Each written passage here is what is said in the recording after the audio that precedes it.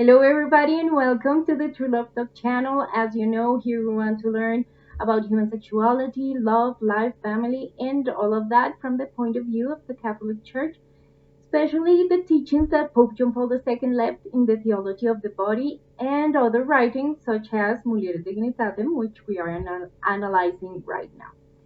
And as you know, I am Elisa, and today's topic is feminism.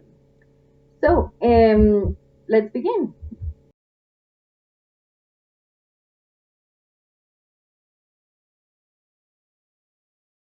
So, to talk about feminism, the first thing we have to ask ourselves is how necessary was it? And the point is, feminism was very necessary, and to this day, we still have need of it. Because historically, men have said that they had a special dignity and special capacities because of their masculine nature, right? Whereas women did not have the same capacities and dignities because of their feminine nature. And this is clearly violence. It's sexism, of course, but it's very violent.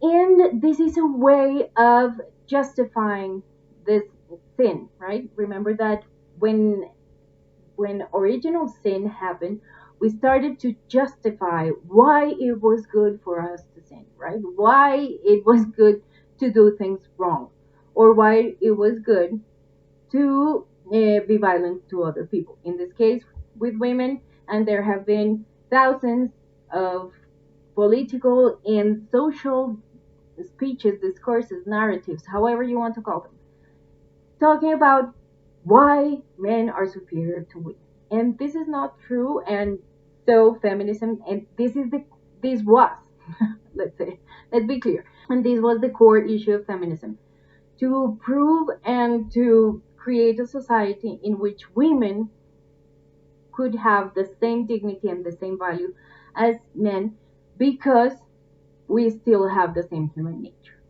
And that takes us to the story of, or history of feminism, actually. History of feminism.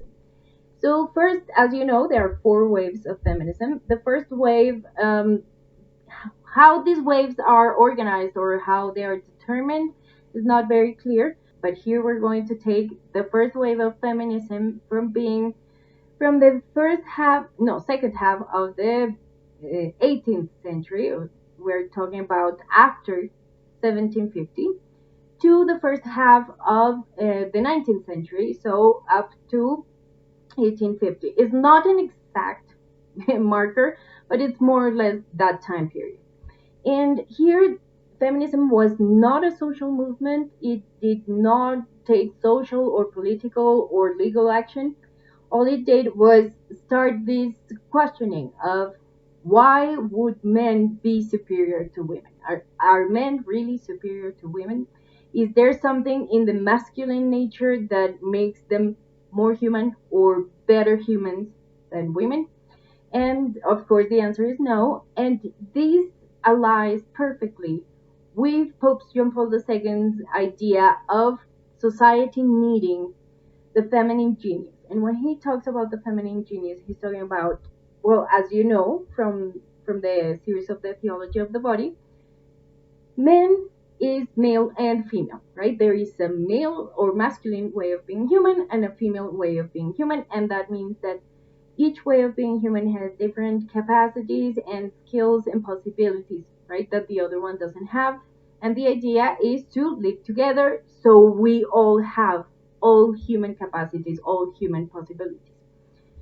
So, of course, a society that has denied femininity as a possibility of being human has denied itself of a great possibility and a great amount of humanity, right? Half of humanity was missing because half of humanity was excluded because of some social and political discourse, more or less, or narrative, however you want to say it.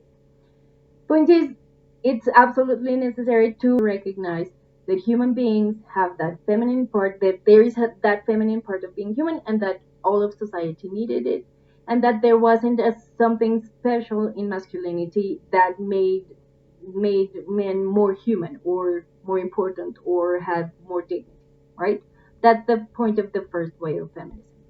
Then we get to the second wave of feminism, which starts more or less, as I said, it's not exactly, but it's not exact, but more or less the second half of the 19th century. We're talking about after 1850, and here is when feminism becomes a social movement, and it starts fighting for women's freedom, women's dignity, women's rights, right? The right to vote, the right to have good education, the right to be at the same level as men, basically to have political presence, to be able to study, and so on. Here is the good part of feminism. This is like the best wave of feminism because this is the part of feminism that absolutely fulfills the objective makes it that gives it the reason to be, right? So if our objective is to give women equality, the, the second wave of feminism absolutely did it, and this is why nowadays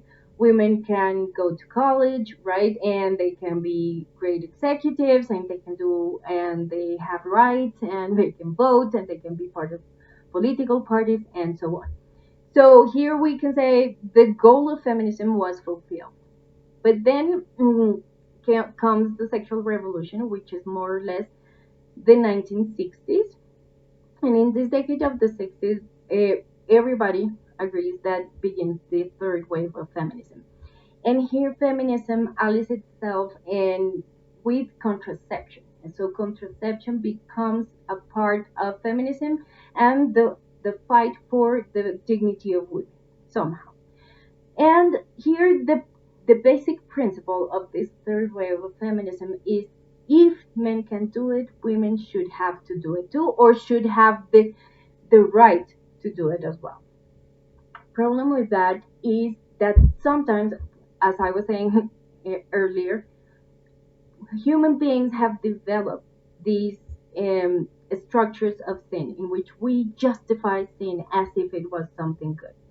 And part of it has been men treating women as sexual objects, right? And saying, oh, yeah, we can take away their dignity, we can take away their humanity because we are men and they are women, and we have the right to do it, right? And according to feminism of the third wave, the reason why men can do that is because they can never get pregnant. So if women could never get pregnant, they would have the same rights. And I say rights with quotation marks because how much right do we have to hurt ourselves? Here's the point. Sure, sex as genitality, right? Coitus is absolutely amazing. But sex also happens inside of human body, right? With the human body. And when we talk about human bodies, we're not talking about corpses.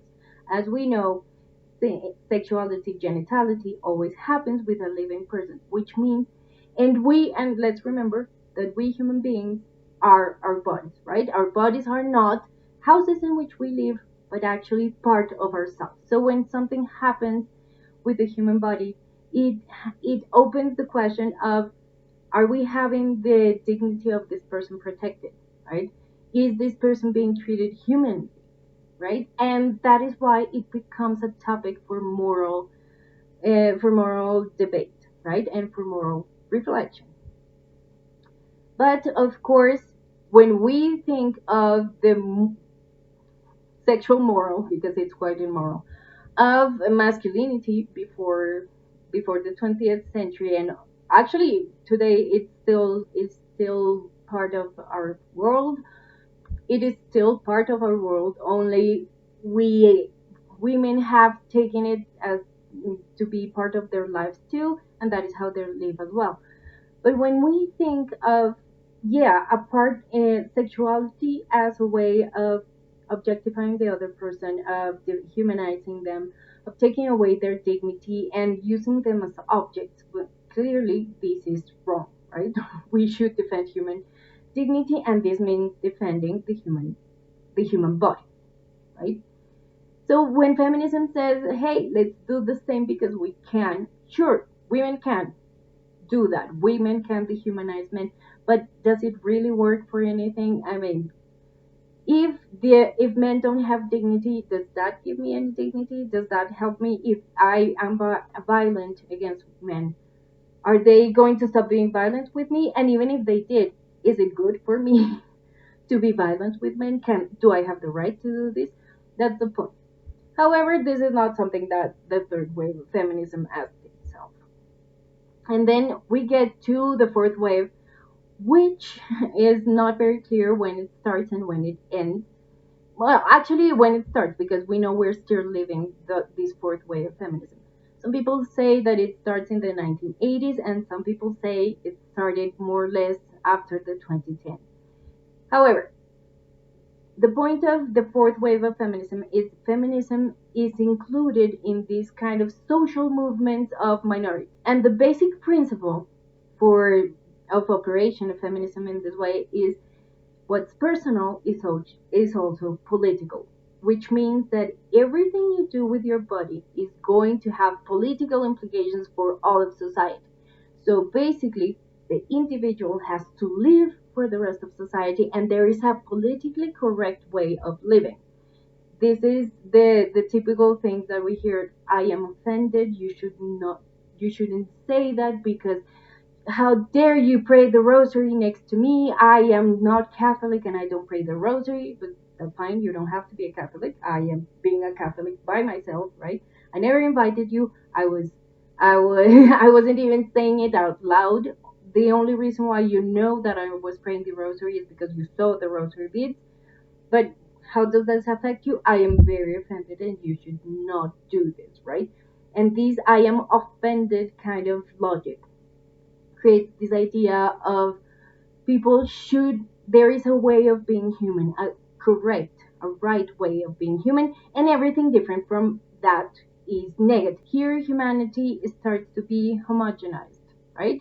Everybody has to be the same way, and they sell it as this is the way in which we're free. Oh, okay, so if I'm free, I can live different from how you are living, right? And I have that right. No, no, no, you're free, but you're only free to choose what I need you to choose, and I'm telling you to choose. But how much of freedom is that? It's still freedom, so please, right? And of course, this here happens what Pope John Paul II had. No, Pope John Paul II, Pope Paul VI talked about in the Humane Vitae when he said that if contraception was accepted, probably politicians or social forces would be part of the individual and personal life of human beings, and they would dictate how human beings would live. And this is absolutely true, right? We can agree, most people feel that there is an absolutist way of being human that doesn't come exactly from the state or from political parties, but more from institutions and certain foundations that have ideas on how we should be human. And here's when we find things like Planned Parenthood coming to Latin America and saying and telling people from, I mean, people from the countryside of Latin America, right? That they should start, that they should reduce the birth rate, and that they should use contraception, and then women, without knowing, start becoming sterile while because they had procedures done, right? That no, they didn't agree to, right? They didn't say that they wanted to be castrated. They never told they were going to be castrated. They just noticed 20 years later when they cannot have children and they go to the gynecologist, and the gynecologist just says, "Go, yeah, I mean your fallopian tubes are missing or they're tied up or whatever." And of course, this is an absolutist way of living life, and it becomes a dictatorship. And we are living this dictatorship of minorities that is not a dictatorship that happens politically, because it happens worldwide, and also because it's more of a political movement that invades all of the social sphere, all of the human life, and talks about how we should all live exactly the same, and anybody who says no and thinks differently is shamed, right? Social media is being used to shame those who live differently or who think differently. So that this is the moment of history we're living right now. So with that, we finished today's topic. And I'm very glad that you decided to stay until the end of the video. If you have any question or any comment, please write it in the comment section below. I'll try to answer it as soon as possible. And please subscribe and activate the notifications and share and give us a thumbs up if you liked it. And well, with that being said, thank you very much for being here. Have a nice day. Lots of blessings for everybody. Bye.